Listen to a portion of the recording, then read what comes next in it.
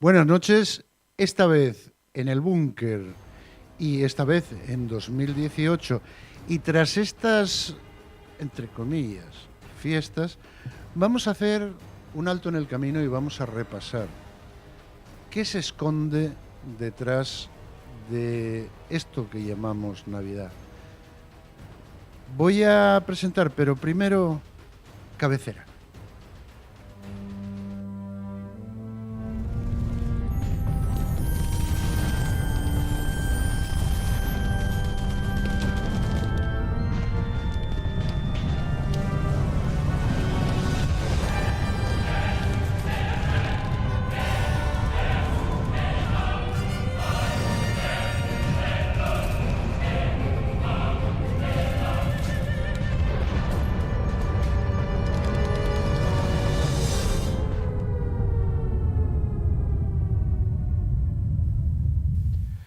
Bueno, ya estamos aquí en este 2018, hoy 9 de enero. Vamos a presentaros a José Antonio Méndez, que es profesor de Filosofía de la Universidad de Oviedo. Buenas noches, José Antonio. Buenas noches, ¿cómo estás? Oye, yo estaba dando y vueltas a ciertas ideas con relación a los mitos de Navidad. Porque muchos dicen, oye, que si los Reyes Magos, si Papá Noel, si Jesucristo. Vamos a dejarnos de historias. Se esconde tras los mitos de la Navidad algo que no tiene nada que ver con los ritos cristianos.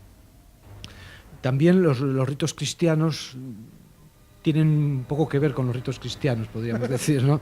Es que el entramado mito-rito es un entramado que forma un continuo en la historia humana y de alguna manera cuando tú lo ascribes a una creencia determinada, digamos el cristianismo, lo conviertes en algo que parece que tiene una entidad determinada, que es algo real, y luego cuando lo estudias en su manejo, en su creación, te das cuenta que tanto los relatos como las ceremonias son parte de un continuo que viene de atrás. Es decir, nosotros hablaríamos, en el caso del advenimiento de nuevas religiones, de una reconfiguración de territorios anteriores a los que se introducen nuevos elementos, pero que fundamentalmente, cuanto tienen dimensión política, social, prácticamente el 90% de lo que son, lo eran ya. Yo quería comentarte, vamos a ver, Insolis Invictus, o sea, el sol victorioso, se celebraba en Roma y en el paganismo, por decirlo así, el día 24 de diciembre, sí, como el solsticio de invierno, ¿no? Era el día en el que menos sol había y se esperaba que venciera el sol y volviera. Nacía siempre el sol, con una intervención siempre en los mundos tradicionales. El universo, en el año, por decirlo así, se empieza, se va parando y llega un momento en el que el rey, el jefe del universo, mediante una ceremonia, lo pone en marcha. Tú, por ejemplo, estás esperando, estoy seguro, el día 24 de diciembre que el rey don Felipe, con su discurso de Nochebuena, inaugura el año, de alguna manera pone en movimiento, era el rey sacerdote, una figura tradicionalísima, sí. Fíjate, cuando tú analizas los textos del cristianismo son textos muy tardíos. No es que Jesús existiera y luego se escribiera su vida. Los primeros textos son de San Pablo, son de Pablo de Tarso. Son cartas, los evangelios, la historia de lo que hizo Jesús se escribió después de las cartas de San Pablo, en las que apenas San Pablo habla de la vida de Jesús, habla del mensaje. Y dentro de los evangelios más antiguos, porque es una historia muy complicada de nacimientos, de varios borradores, pero el evangelio más antiguo, que es el de Marcos, y el evangelio más raro, que es el de Juan, no hablan de la infancia de Jesús. Se ponen ya con San Juan el Bautista por ahí predicando por el desierto. Es decir, los evangelios más tardíos responden como a una exigencia de un proceso de divinización de una figura que era un profeta, una figura político-religiosa, profética, al que se le ascribe una biografía y para el que se le pone una biografía de lo que hacía Señor a alguien. Yo te voy a decir una cosa, yo no pongo en duda si existió o no, pero aún no hay nada totalmente demostrado, ¿o sí? Podemos admitir, sí, hay pocos testimonios para inmensa institución que luego nació. Pero bueno, podemos admitir que sí existió una figura que podemos denominar Jesús de Nazaret. Lo que está claro, eso es que haya sido el ungido. Es que él se considerara a sí mismo, no ya que lo fuera o no lo fuera, eso es una forma de hablar, sino que él mismo se considerara a sí mismo el Hijo de Dios, que es un título muy tardío que se le atribuye. Y tal, ¿no? Y entonces, ¿por qué la Iglesia Católica, queriendo quitar protagonismo al paganismo, sitúa el nacimiento de ese personaje en el día de Insolis Invictus? Sí, porque precisamente al reconstruir la trayectoria sagrada de ese personaje, que fue un carpintero israelita, al reconstruirle se le pone, por decirlo así, todo lo que divinizaba a los seres considerados divinos: un nacimiento virginal, una coincidencia con el sol, con el nacimiento del sol, además una competencia, dicen, con otros cultos solares. Se habla del culto de Mitra, que se celebraba en el mismo día, etcétera. Está claro, es un hombre que nació cualquier día menos el 25 de diciembre, probablemente. Originalmente se celebraba el día 6 de enero, la Epifanía era el nacimiento también. El Día de los Reyes. Las casas se construían a través de madera y argamasa. Sí. Quiero decir que cuando uno era carpintero de aquella... Era albañil, era un tectón, como dice la palabra griega en el Evangelio, es tectón. Era como, yo siempre digo cuando explico a mis alumnos, como Benito, el de con las manos en la masa. Eran gente, sí. San José y él se dedicaban humildemente y con toda la dignidad, por supuesto, a hacer trabajos de carpintería, albañilería, ¿no? Por decirlo sí. así, de forma humilde, ¿no? Un matrimonio que después se reconstruyó para decir que había nacido de virgen Jesús, se reconstruyó la historia de San José. En fin, hay toda una serie de pasos ahí que se van dando. Si nos metemos en misterios... son reconstrucciones tardías, a posteriori, por decirlo así, para justificar la divinización, el proceso de divinización de una persona, ¿no? Y hay una cosa que me pregunto, ¿no? Si no nació en diciembre, ¿cuándo nació? No se sabe, es una cosa, porque como te digo, los primeros evangelios, los primeros escritos cristianos no les interesa nada cuándo nació Jesús, ni dónde nació, ni a qué hora, si nació en un pesebre o no. Les interesaba la doctrina de salvación que predicó Jesús. A los segundos escritos les interesaba la vida pública de Jesús, cuando se bautizó en el Jordán, y solo muy tardíamente se reconstruye la biografía entera, y entonces se escribe no desde parámetros históricos, incluso históricos para aquella época, sino desde parámetros mitológicos. Con los escritos del Qumran, con los esenios, aún todavía no podemos llegar a saber el total conocimiento sobre ese personaje. Sobre esa época, sí. La aparición de los esenios lo que hace es complicar un poco más el panorama de los grupos que se conocía de la época de Jesús, pero no añade nada especial que no se sepa ya en este territorio. O sea que es una época muy compleja donde las cosas no son como después se cuentan. O sea, la Navidad ya existía antes de la Navidad. Sí, existía en Roma. Casi todas las festividades cristianas, por decirlo así, igual que casi todas las iglesias cristianas, se erigen sobre festividades anteriores. O sea, aquí lo que hay es, por decirlo así, una constante antropológica, que es verdaderamente lo importante, porque incluso más allá de una religión o de otra, lo que hay es una tendencia a dar a ciertos lugares, ciertos tiempos, una fuerza tremenda, ligada fundamentalmente a lo que éramos, que era sol y tierra, agua, pasto y ganado, ¿no? Sí. Por decirlo así. O sea, igual que las iglesias, por ejemplo, me viene a la cabeza Abamia, entre tejos, donde se reunían todas las tribus, y allí colocaron el kiosco. Claro, tú ves, por ejemplo, yo soy del Bierzo, y ves en San Cristóbal, que está ¿Dónde está San Cristóbal? Está en un pico de un monte, ¿qué es el pico del monte? Es el lugar donde el cielo y la tierra se unen, es un lugar que está situado en altitud y que domina un panorama, es un lugar que todo el mundo mira y lo ve desde cualquier punto que está, y ahí había pues un monumento megalítico con su árbol después de la eternidad, estos tejos que son perennes y que duran siempre. Luego se pone la iglesia y si viene una nueva religión pondrá allí lo que haya que poner. Sí, bueno, pondrán un platillo volante o lo que haga falta. Aterrizarán allí los platillos volantes. ¿Qué te decía yo? Me estás hablando de árbol. Sí. Esto del árbol de la Navidad, cuando ves ahí ese árbol, que no tiene nada que ver ni con judíos, ni con musulmanes, ni con cristianos, ni con católicos, ni con nada. Pero la gente sigue poniendo el árbol ese. que tiene que ver con la diosa madre naturaleza, el renacimiento. Tiene que ¿no? ver también, es que esto, cuando se trata de explicar los mitos o los ritos, nunca hay un origen único, por decirlo así, tienen origen plurales. El árbol como elemento sagrado, sacral, es algo muy común en muchas culturas, porque el árbol une el mundo de los infiernos o de la profundidad con el mundo medio del tronco y con el mundo celeste.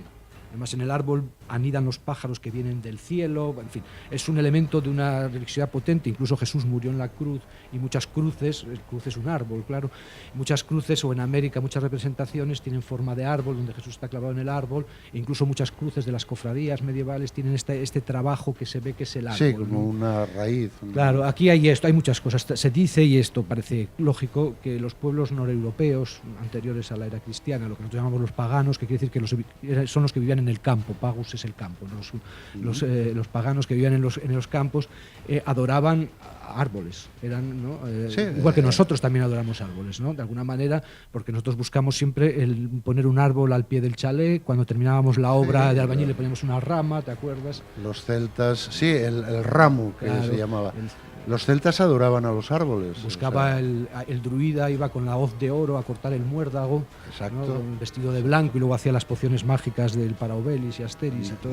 me Así acuerdo, es, me acuerdo. así es. Entonces, en los pueblos nórdicos adoraban árboles, y cuando se cristianizaron, que fue tardíamente, a partir de siglos V, VI, VII, VIII, los sacerdotes, los misioneros cristianos intentaron destruir directamente el culto al árbol, y cuando no lo puedes destruir, únete a él, como se dice. Entonces, incorporarse el árbol a tu tradición, incluso se dice lo adornaron con manzanas, dicen que de ahí vienen las bolas, y lo adornaron con velas, y se incorporó como elemento. En competencia se dice Sí, que no es competencia. Un numen Claro. mitológico de la naturaleza. Claro, que ese no es en competencia, sino es en complementariedad con lo que viene del sur, que es el Belén, ¿no? El pesebre que dicen que creó Francisco de Asís, y forman un horizonte que cubre todas las posibilidades, por decirlo así, de adoración, ¿no? Del norte y el sur.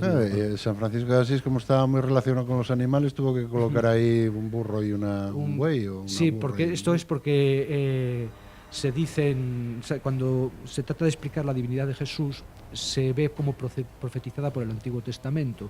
Dice, el Antiguo Testamento decía que iba a venir un Mesías con tales y tales signos, y entonces cuando se reconstruye a Jesús como Mesías, se le aplican los signos que decían que iban a tener el Mesías.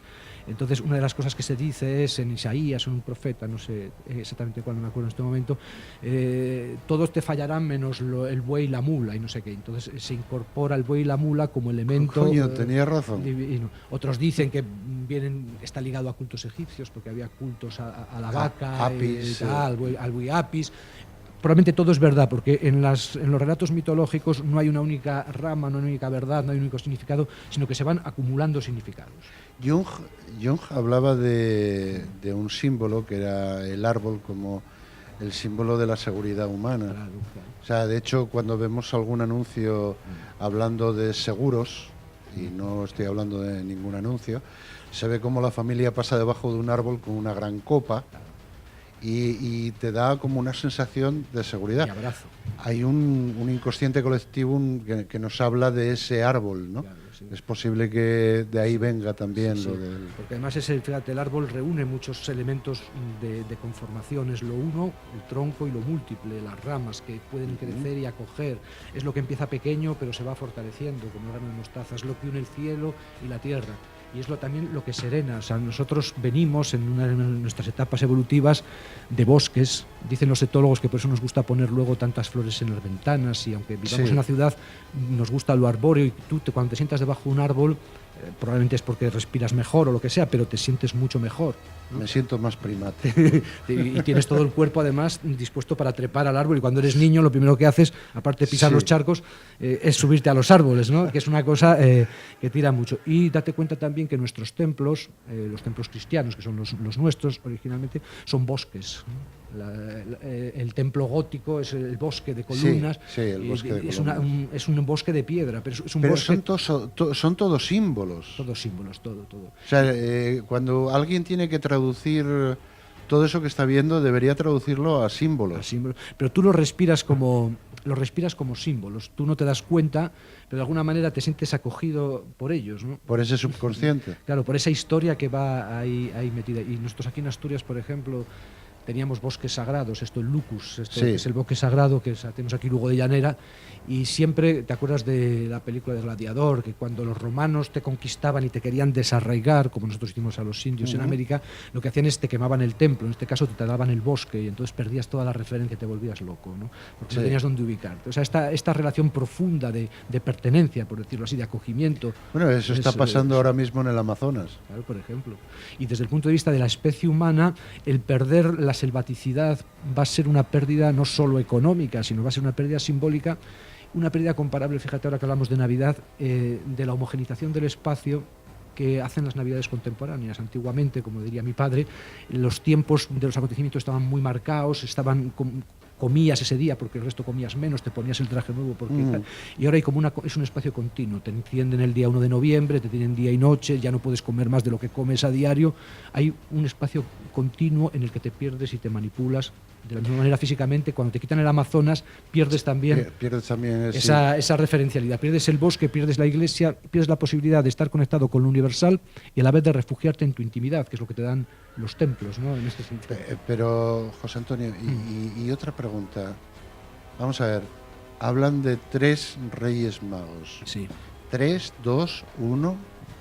Bueno, ¿existieron? Sí, existió, no estos reyes, que sabe Dios lo que serían, sino que existían los magos. Era un grupo de sabios del Oriente Medio, de la zona de las Babilonias, que diríamos. Mesopotamia, por ejemplo, Persia. Igual que los incas en América, eran los sabios, por decirlo así. Entonces, mago es como decir catedrático, ¿no? Eran sacerdotes sabios catedráticos y se dedicaban a la astrología y a la astronomía, que es una de las primeras ciencias matemáticas que hay. Son formas de geometría, de medida de la Tierra, orientación y creación de calendarios que te marcan los ritmos a los que te tienes que ir acoplando y te permiten explicar tu vida desde el punto de vista físico y desde el punto de vista espiritual, por decirlo así, ¿no? ¿Pero existió algo así? Existían los magos como grupo. Existió, sabes que esto se habla mucho, probablemente dicen que coincidió lo que se atribuyó después a la época del nacimiento de Cristo con una cuestión de cometas. Y probablemente hubo un movimiento intelectual para ascribir los cometas, y todo esto se aprovechó, por decirlo así, para incorporarlo al relato mágico del nacimiento de un niño que era Dios, que reconstruía, y se le acoplaron estos personajes. Como si tú hoy, por ejemplo, pues pones, si Jesús naciera hoy, estaría Bill Gates en el pesebre. ¿Quién estaría? Bill Gates, estaría Zuckerberg, Trump, y estaría otro de estos, ¿no? Trump, pues, intentando colocar... Claro, porque estos eran los que conocían la estructura física y espiritual de la realidad. Y es una forma de decir que la realidad se concretaba en ese niño que nacía, ¿no? Es decir, que cuando hablamos de símbolos como incienso, oro y mirra, estamos hablando de 3 símbolos. Claro, de riqueza, de totalidad, sobre todo de fructificación. O sea, ahí lo que es como todo regalo, es una invitación a la fertilidad. Es la constatación de que el universo se ha vuelto fértil, por decirlo así. Es decir, el comienzo de una nueva etapa, de una nueva era. De un nuevo nacimiento del mundo. El mundo había nacido físicamente con la creación de Yahvé, el mundo había muerto por Adán, y con la encarnación el mundo comienza de nuevo, por decirlo así. Tú sabes que en la Catedral de Colonia se guardan las tumbas de los 3 Reyes Magos. Sí. Vamos, esto que no lo vean los críos, que tal. Pero, claro. Bueno, estoy como el santo prepucio. Claro, esto como el prepucio que te cubre varias veces la superficie de Asturias, ¿no? O yo recuerdo, es maravilloso. Menudo prepucio. Son mundos tremendos. Y además, tú fíjate, en muchos cuadros se representa siempre, esto también va ligado, al niño Jesús, niño, y hay un cuadro en Madrid, en el Museo del Prado, con una pequeña erección, siempre para decir que se encarnó. O sea, el símbolo de la carne es el pene, igual que en muchas imágenes de Cristo muerto, cubierto con una sábana, Cristo está en erección, por decir, Jesús está en erección, para decir que resucitará. Son símbolos muy profundos, más allá de la carnalidad, ¿no? Tenemos imágenes también donde aparecen gemelos. Gemelos, bueno, efectivamente, por el doble trayecto en la luz y en la oscuridad.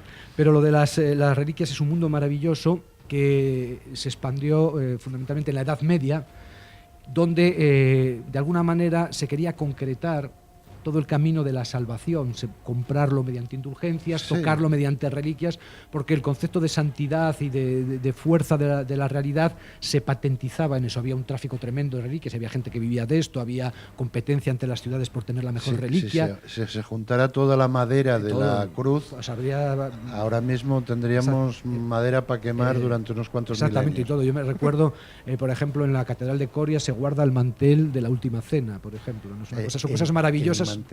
Y escúchame, que tú y yo teníamos una conversación antes de que esta gente nos viera, que ¿sabes dónde se guardan también? Los pastores, esqueletos de pastores de los que fue anunciado por parte del ángel que iba a nacer Jesús, se guardan en Ledesma. Están en Ledesma, en la iglesia de los Mesones.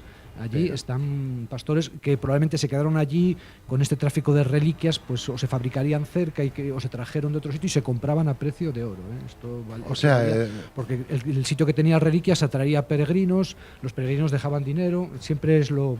es que esto me lleva al siglo XIX en Londres, mientras arranco un cadáver de una tumba y lo vendo como el hueso de... iba a decir una burrada, el hueso del pene de San Pedro. Me llamarán algo, ¿no? Y entonces, bueno, pues me imagino qué pastores pues están enterrados. Sí, ahí. Bueno, pues como otros cualquiera, pero esto es un fenómeno que nosotros todavía seguimos. Tú ves Operación Triunfo, ves unos chicos que eran unos perfectos desconocidos y que volverán al desconocimiento, probablemente la mayoría. Sí. Pero después de 3 días en la televisión se hace una firma de discos, van 2.000 personas y van a tocarles, les arrancarán allí los botones de la camisa y esto lo guardarán como un tesoro, porque en el fondo es un manejo de fuerzas, es gente que te sientes debilitada o gente que estás cansada de la vida, que tocando objetos que tú consideras sagrados te transmiten esa vida. Esa sacralidad. Esa sacralidad, esa vida, es una cosa muy antigua, por decirlo así. Oye, muy antigua. Yo, José Antonio, diríate... entonces, ¿qué haríamos? ¿Tiraríamos de la manta y viéramos estos mitos como algo mítico o dejaríamos que la humanidad siguiera durmiendo? No, porque la contraposición no es entre dormir o despertar, la contraposición es en la fuerza política que ejercen los que detentan el poder apoyándose o fabricando estos mitos. Ajá. Nosotros yo lo que haría sería quitar el poder político y mantener lo maravilloso. Exacto.